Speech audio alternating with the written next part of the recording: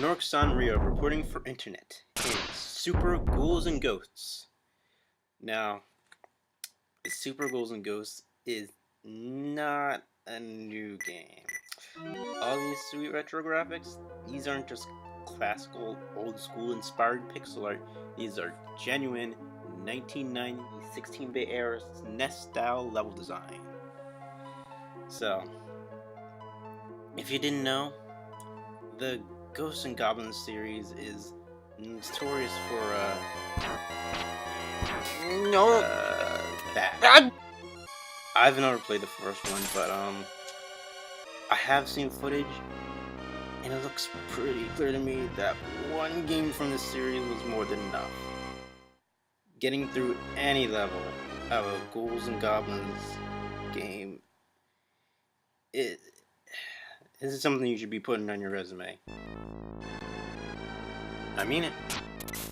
Crazy stuff is gonna just keep coming at you, and if you want to stay on top, you're gonna need to be quick on your feet and react with laser precision. Your resolve will be tested, your dedication questioned. Learn from your mistakes and choose your battles wisely in order to reach your goal. Otherwise, you'll never become a true Jedi. These are job applications of the future, people. They want to see how those playthroughs went. And this is what employers look for. This is why all the experts I've asked agree. Kids should be playing more video games. What's wrong with society? Not enough video games. So gameplay is pretty simple.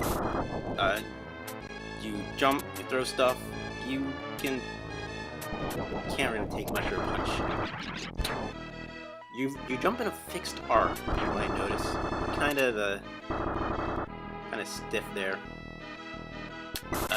But you do get a double jump, which second jump also has a fixed arc. But you learn to get used to it. It's kind of like Castlevania if you could double jump in Castlevania. It's actually, as for weapons, you actually get quite a few of them. You have your weapons switch every time you pick them up. It's speaking of Castlevania, remember how well, maybe you don't, because that's also really old.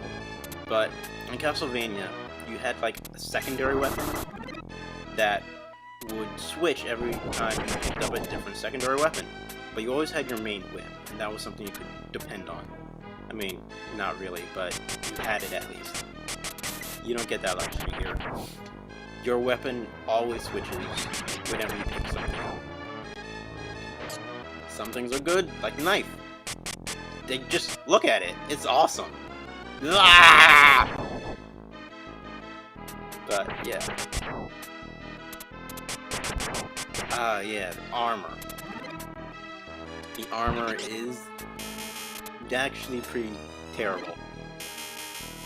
Can't take a hit. If you get hit once, it falls off of you.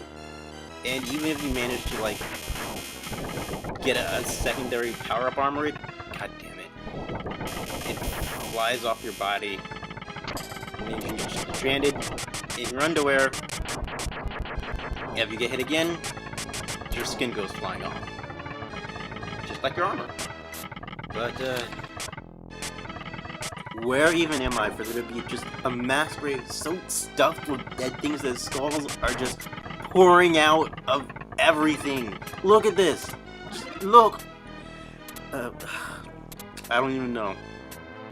I don't know what everyone was celebrating earlier at the start of the game, but considering that this was the first area just outside the castle,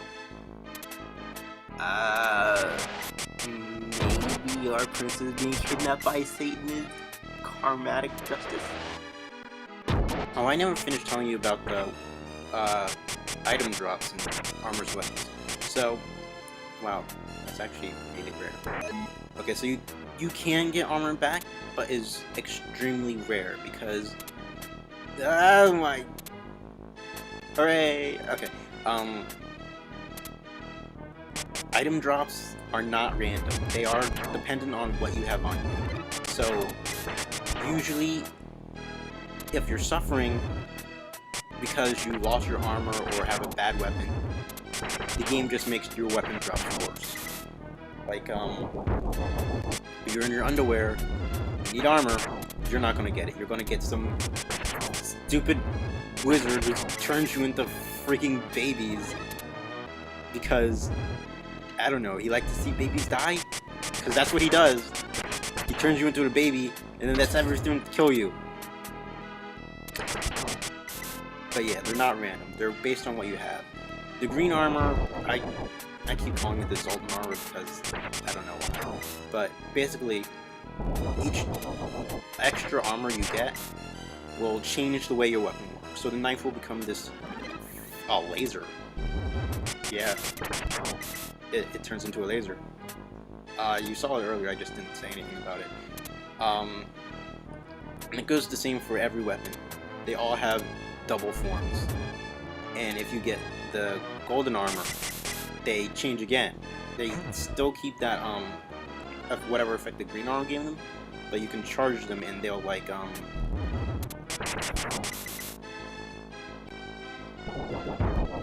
yes, okay.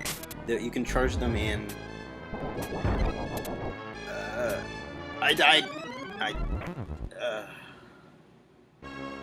I always die there. In several other places, but most of the time there. I think maybe all the bones in the graveyard might be for me. Just previous tries, I don't know. Anyway, as I said, oh yeah, the golden armor. It'll let you charge your attack and it'll usually useless because you don't have freaking time to charge. But it's a thing in the game, so there's that. Gaming.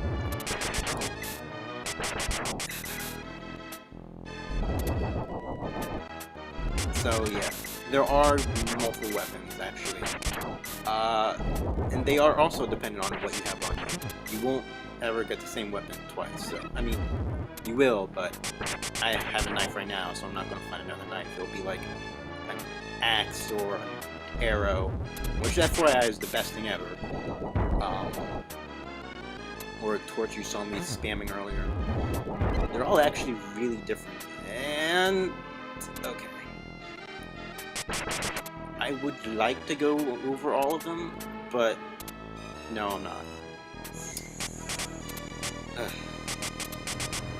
I'm just going to talk about the knife and the arrow because look at it. I'm not even scared of this guy because I have just so many knives in my pants right now, and I'm going to throw all of them in his face. The thing about bosses is you can't get freaking close to them. There is no safe range. You cannot look at them and be safe. I can't have him in the screen. I can't look at his whole body. It's ridiculous.